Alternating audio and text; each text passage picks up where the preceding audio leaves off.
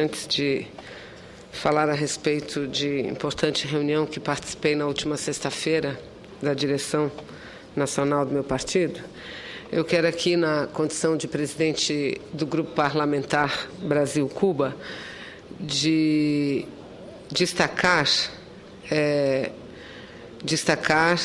o evento, ou o fato de que foi instalado no dia de ontem a Assembleia Nacional do Poder Popular de Cuba, instalada para presidir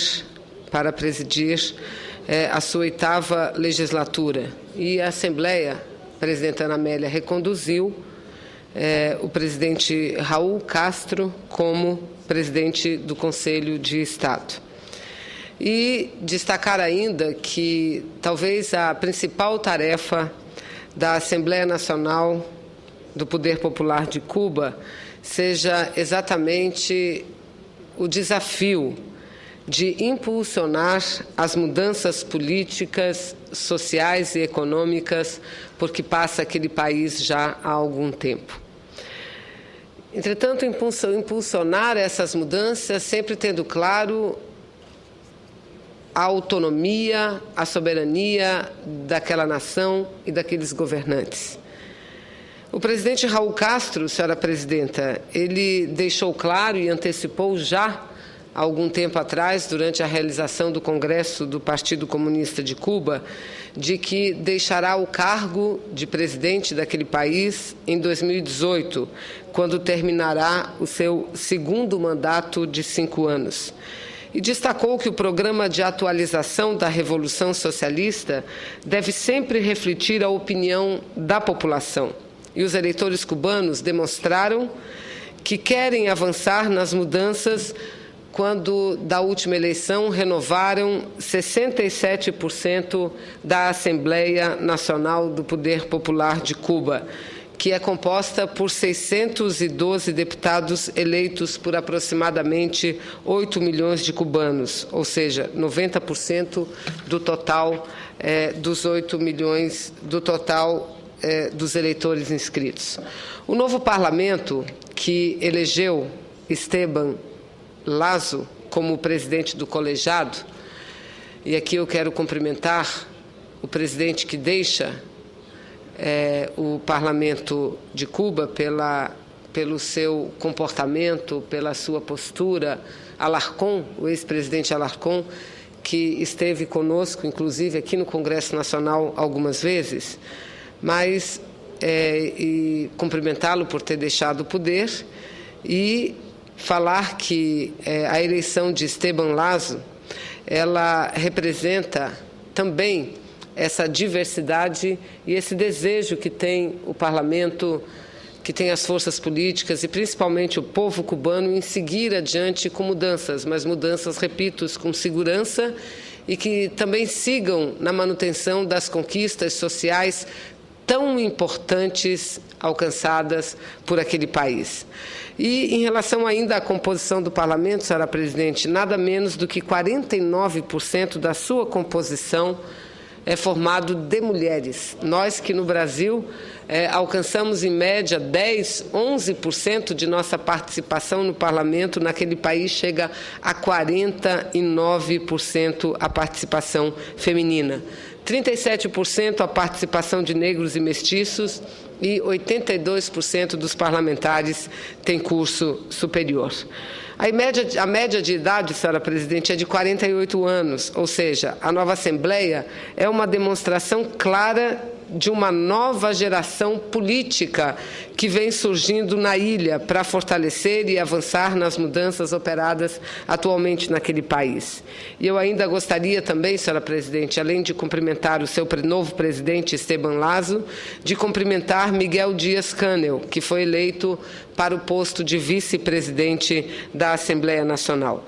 Essa nova realidade de Cuba, essa nova realidade política daquele país, ela tem sido e foi manifestada pelo próprio presidente Raul Castro, que abordou no seu discurso a importância de garantir a continuidade da revolução e da construção do socialismo mediante a transferência paulatina e ordenada às novas gerações dos principais cargos. Então, não há dúvida, nós que vivemos a grande polêmica da presença da jornalista Ioane Sanches no Brasil, que alguns dizem, presidenta Ana Amélia, que todo aquele destaque por ela obtido na imprensa nacional, destaque maior do que a festa dos 33 anos do Partido dos Trabalhadores, do Partido da Presidência da República, um destaque maior do que pronunciamentos importantes feitos aqui na casa, seja pelo líder da oposição ou pelo líder da situação.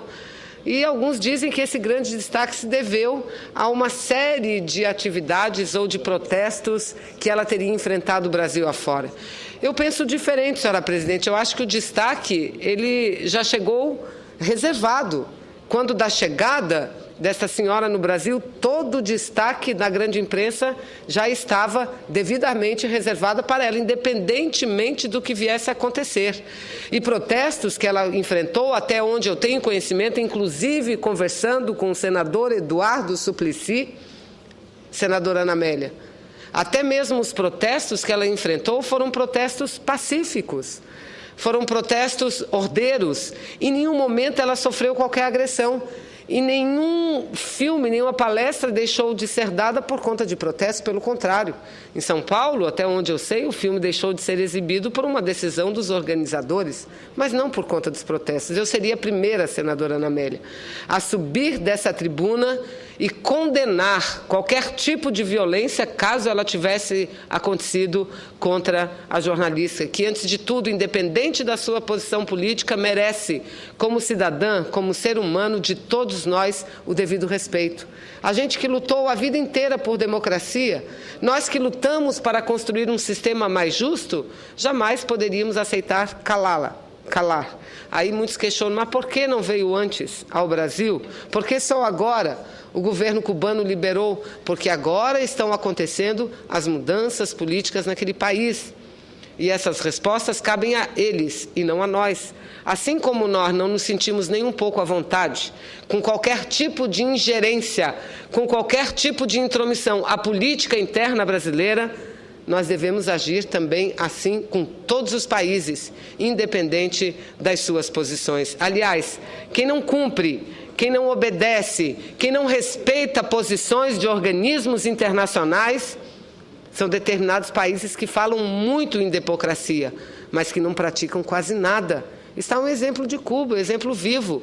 Quantas sucessivas Assembleias Gerais das Nações Unidas, da ONU, vêm condenando e pedindo fim do embargo econômico, do embargo político, do embargo cultural que Cuba sofre por parte dos Estados Unidos da América do Norte.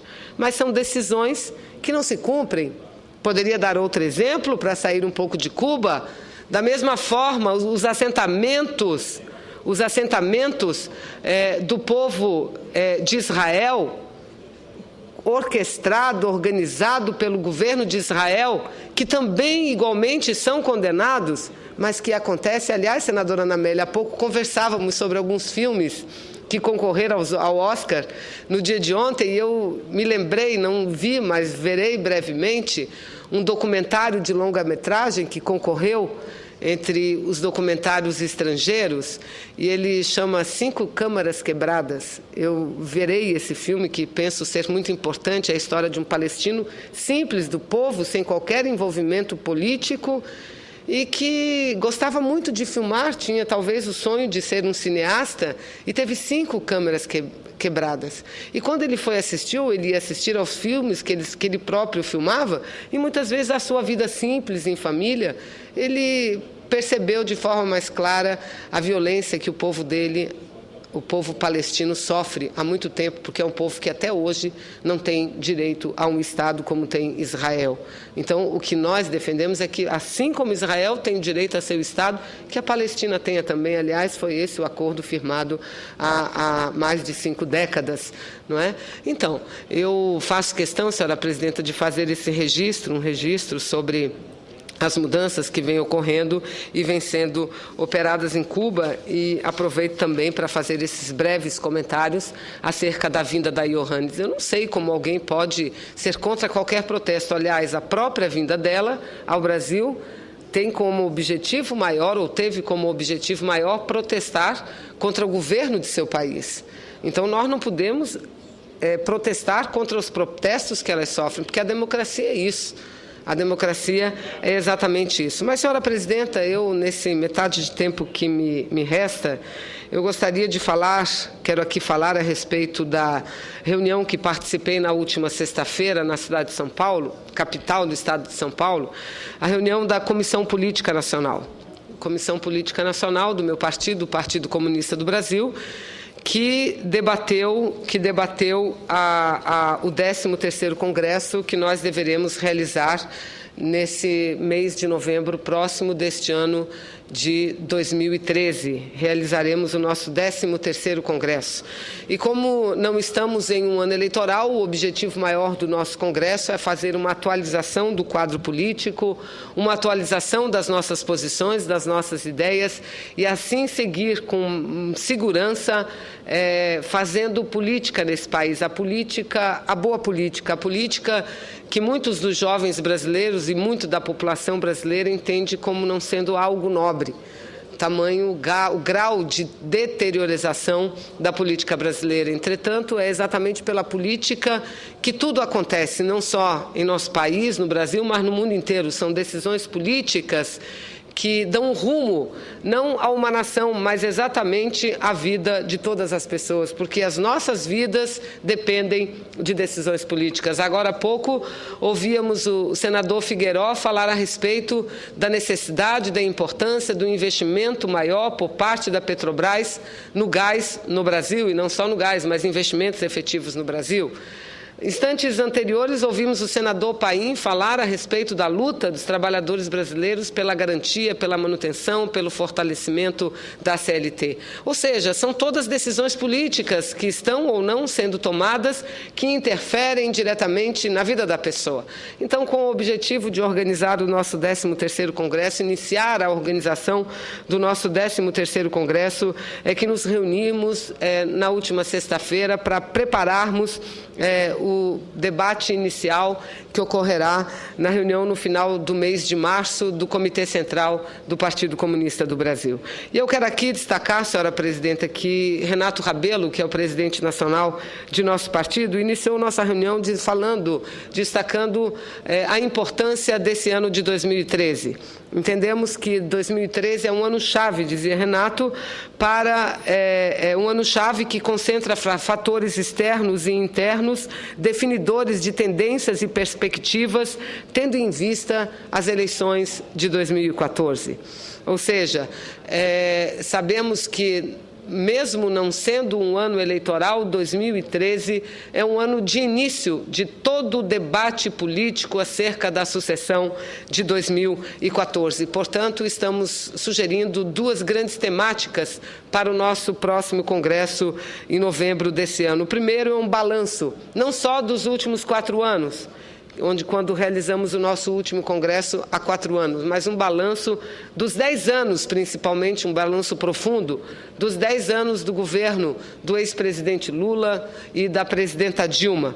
E um balanço bem feito nos permitirá o estabelecimento de perspectivas para o nosso partido e das bandeiras que seguiremos defendendo Brasil afora, senhora presidente. Então, esse é o primeiro grande tema. E o segundo é um balanço do curso geopolítico, da situação da crise-sistema do capitalismo desde o nosso 12º Congresso em 2009. Ou seja, nós vivemos já há alguns anos sob uma crise-sistema do capitalismo internacional, que é o capitalismo mundial, que é a essência do próprio capitalismo. Primeiro, tudo começou com a crise norte-americana, com a debacle da economia norte-americana. E quando todos pensavam de uma recuperação da economia mundial a partir da economia norte-americana, vem a União Europeia e também se afunda numa profunda crise que segue até nos dias atuais. Então, entendemos esse como o segundo grande tema a debatermos em nosso Congresso. E já na avaliação inicial do desenvolvimento do país, nós temos o entendimento que a eleição do presidente Lula, a sequência de seu governo, a eleição da presidenta Dilma, a sequência de seu governo, foram, sem dúvida nenhuma, uma das maiores conquistas do povo brasileiro dos últimos tempos. E eu repito, uma das maiores conquistas do povo brasileiro dos últimos tempos. Claro que com isso eu não estou dizendo que no Brasil tudo está perfeito, que no Brasil tudo está resolvido. Obviamente que não. Entretanto, nós falamos de um país que tem quase 200 milhões de habitantes, cada um com a sua cultura, cada um com a sua cabeça. Um país de 8,5 milhões de quilômetros quadrados e com uma desigualdade social agravada ainda pela desigualdade regional. Um Brasil que tem uma jovem democracia em construção. Então, é desse Brasil que nós falamos. E esse Brasil, sem dúvida nenhuma, encontrou o caminho. E quem diz isso não sou apenas eu nesse discurso muito singelo, mas quem diz isso é a população quando questionada, quando perguntada. E aí, senhora presidente, o que a gente tem visto é que o debate já se iniciou. E eu gosto muito do debate, porque eu acho que o debate mais ajuda do que atrapalha. Inclusive, o debate, senador Raupp, do contrário, eu gosto muito de ouvir as críticas, porque eu sou daquelas que entendo que tudo se move com base não só da concordância, mas muitas vezes do contraditório. Então, críticas, quando são produtivas, elas são muito importantes. Quando são construtivas, elas são muito importantes. E nós iniciamos um momento como esse, de um grande debate nacional. Porque quando nós enfrentamos um processo eleitoral, nós não enfrentamos apenas a disputa entre duas pessoas, um homem ou uma mulher, ou dois homens ou duas mulheres. Não. O que nós enfrentamos são disputas de projetos políticos de nação, de projetos políticos para estados e para municípios. Infelizmente, não é? Nem sempre assim o processo eleitoral é visto. As pessoas ainda entendem escolher os seus candidatos pelo qual elas têm mais simpatia ou não. Esse é da minha cidade e por isso eu voto nele. Esse é do meu estado ou essa é do meu estado, da minha cidade e por isso eu voto nela. Não, está errado. Está errado. Eu acho que amigo não deve votar em amigo. Nós devemos votar em cima da plataforma política. Aliás, essa é uma das reformas que nós precisamos vivenciar, a reforma política. Uma das reformas. Porque a política no Brasil gravita em torno de pessoas. Os partidos políticos no Brasil não são reconhecidos nem respeitados como são mundo afora. A Vanessa, o senador Raupp, a senadora Anamélia, o senador Álvaro, o senador Paim, todos nós passamos, os nossos partidos ficam, as nossas ideias ficam. A legislatura, eu chego agora no Senado, mas fui deputada durante 3 mandatos, e uma legislatura era diferente das outras.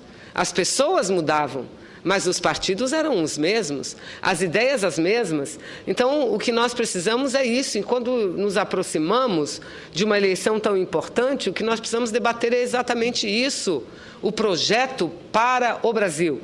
E é nesse aspecto que o nosso partido, senhora presidente, de uma forma muito firme, lúcida e madura, avalia como uma das maiores conquistas a vitória do presidente Lula, da presidenta Dilma, porque vem, de fato, operando mudanças importantes.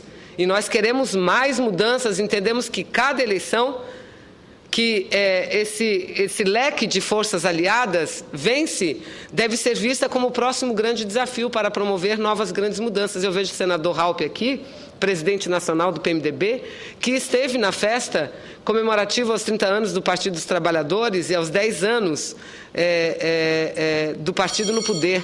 E eu percebi, pelas matérias que li, que o PT, o Partido dos Trabalhadores, deu uma conotação um pouco diferente àquela festa, porque não era só a festa do PT, era a festa das forças aliadas. Lá estava o senador Raupp, presidente nacional do PMDB, lá estava o Renato, presidente do meu partido, lá estava o vice-presidente nacional do PSB, representantes de todos os partidos que compõem a base aliada do governo, porque é isso, o governo brasileiro não é feito por um único partido, é feito por uma colisão de partidos.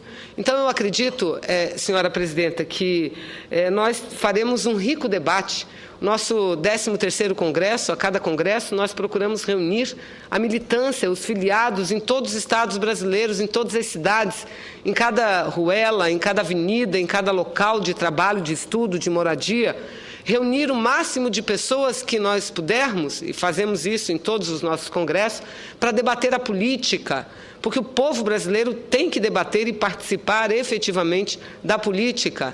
Fazer o balanço, ver o que é bom, mas ver também os defeitos. E é aí que eu fico animada, porque quando eu vejo o presidente nacional do PSDB subir à tribuna do Senado e criticar os 13 erros do governo. Primeiro, 13, por quê? Porque é o número do partido da presidência, mas, repito, o governo brasileiro não é feito por um partido. A responsabilidade tem se dividido com todos os partidos que compõem a base aliada. Quando eu vejo isso, eu não vejo, ao lado disso, um projeto mais avançado que consiga convencer a população. Porque um projeto avançado não passa pela volta da privatização. Um projeto avançado não passa pelo fim da defesa da CLT, senhora presidenta. Não passa por isso. Um projeto avançado não passa por mudanças da política externa brasileira, que é uma política externa que vem procurando diversificar as nossas relações.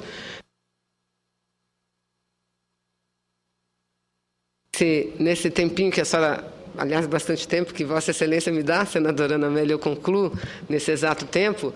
Aliás, eu dizia, nossas relações não devam ser só com Venezuela, com Argentina, com Uruguai, Paraguai, países do Mercosul, mas deve ser com China, com Estados Unidos, com a União Europeia, com a África. E essas foram as mudanças que nós vivemos nessa última década em nosso Brasil.